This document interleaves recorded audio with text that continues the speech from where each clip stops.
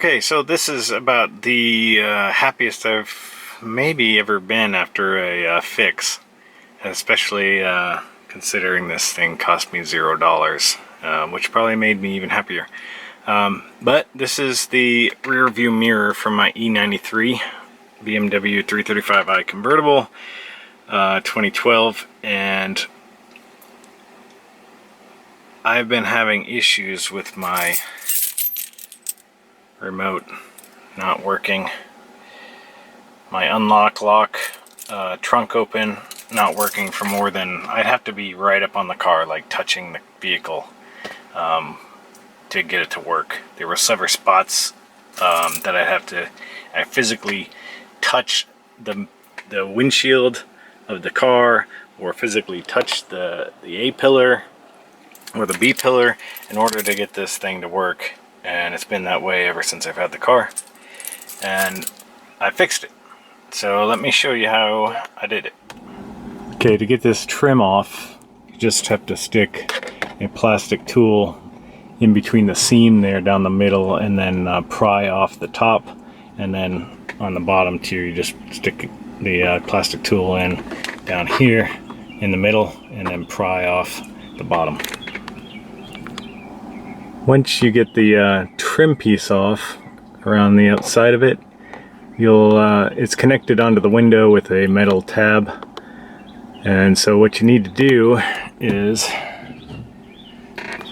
grab the whole thing and twist it 45 degrees to the right.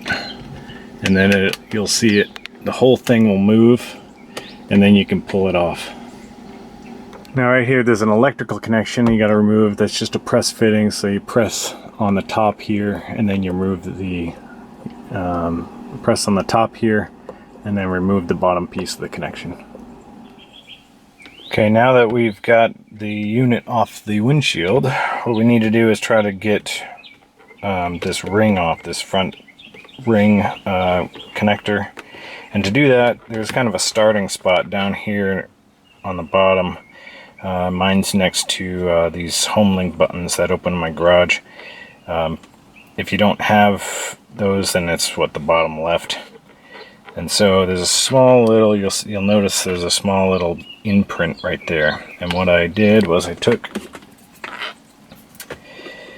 a plastic tool like this and just pry it in there, and then lift it up like that. And then you just go around the entire unit like that, prying away these little connections, plastic connections. So be careful with them or they'll break, but they will come apart if you do it carefully. Once you get that faceplate detached all around the outside, you can take that off and set it aside, and then you can get the mirror and pull that away. And then behind here there's some electrical connections. So right here, take off that electrical connection right here, this long one, and then this short black and red connection right here, and then you'll be able to pull the mirror away. Both of these connections are just pinch to release, so just pinch the sides here, and then it'll pull out. Once you get that the mirror off, then you can see behind it, here's the antenna, the aerial. And so we want to get that out to see if there's anything wrong with it. And there's one electrical connection right here, and you just pull that straight out. After that, there's 5 T10 screws, so one here, and then there's 4 around this black plate that holds the aerial in, because it's attached up here to the LED and all that stuff. Once you remove those 5 screws, then you can twist this to the side to get it out of the way, and then just gently pry up on this plate here, and you can take this out. Okay, once you have that out, I can't really tell you what to do to it. and I don't know what fixed mine. So it was either disconnecting it and reconnecting it, or possibly this little, I don't know if it'll focus that close, but this little, I don't know what it actually is called on the circuit board here, this part that's behind the aerial. Mine was brown, I guess, in color is the best way to describe it. It looked tarnished and brown, and so I cleaned it off.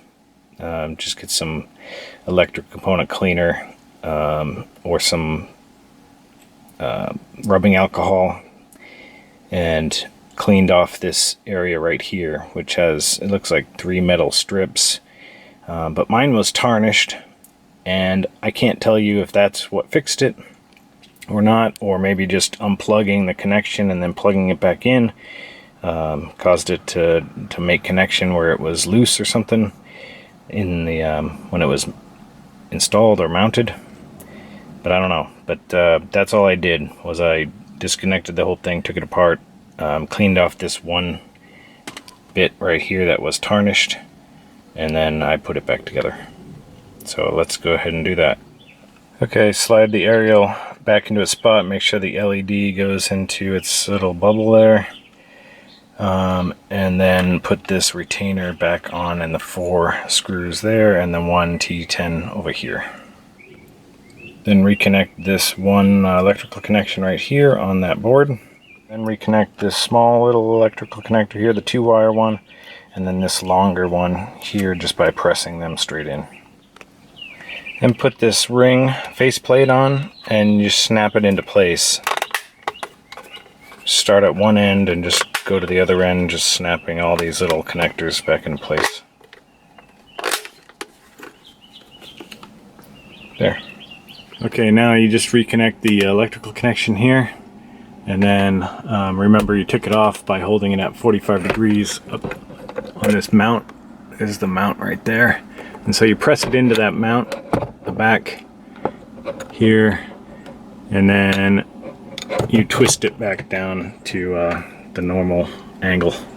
Okay, you put the right side trim piece on, and then the left side trim piece on, and then just snap them into place.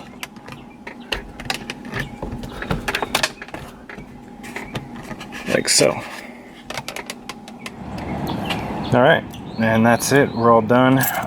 Test it out. Normally I would need to be this close to get it to lock and unlock. But now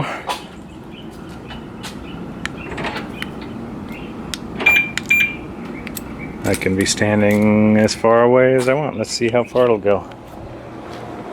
So it'll work for about this distance, maybe about 30-40 feet.